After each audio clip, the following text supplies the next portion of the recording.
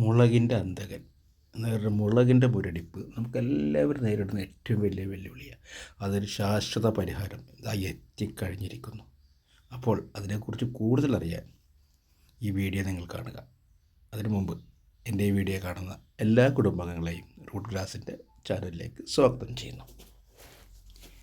ഇത് ഞാൻ പരീക്ഷിച്ച് ബോധ്യപ്പെട്ടിട്ടുള്ള ഒരിനം പ്രൊഡക്റ്റാണ്. ഹൈദരാബാദ് ആസ്ഥാനമായിട്ട് പ്രവർത്തിക്കുന്ന ബയോ ഫെർട്ടിലൈസർ കമ്പനിയുടെ പ്രൊഡക്റ്റാണ്.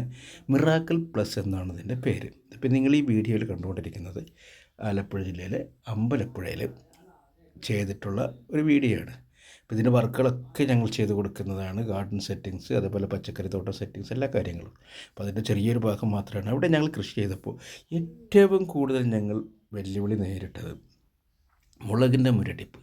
പച്ച മലയാളത്തിൽ പറഞ്ഞാൽ പഠിച്ച പണി 18 നോക്കിയിട്ട് മുളകിൻ്റെ മുരടിപ്പ് മാറുന്നില്ല. അപ്പോൾ അങ്ങനെയാണ് എൻ്റെ ഒരു സുഹൃത്ത് വളരെ നല്ല രീതിയിൽ കൃഷി ചെയ്യുകയും കൃഷി ചെയ്യാൻ പ്രോത്സാഹിപ്പിക്കുകയും ചെയ്യുന്ന വൈക്കത്തുള്ള രാധാകൃഷ്ണൻ സാർ അദ്ദേഹമായിട്ട് ബന്ധപ്പെട്ടപ്പോൾ അദ്ദേഹം പറഞ്ഞ ലിസ് ഇതൊന്ന് ഉപയോഗിച്ചോളൂ. അങ്ങനെയാണ് ഞങ്ങൾ മിറാക്കിൾ പ്ലസ് ഉപയോഗിക്കുന്നത്. ഇപ്പോൾ നിങ്ങൾ ഈ വീഡിയോയിൽ കാണുന്നത് അത് ഉപയോഗിച്ചതിന് ശേഷമുള്ള മുളകിൻ്റെ തൈകളാണ് കണ്ടുകൊണ്ടിരിക്കുന്നത്.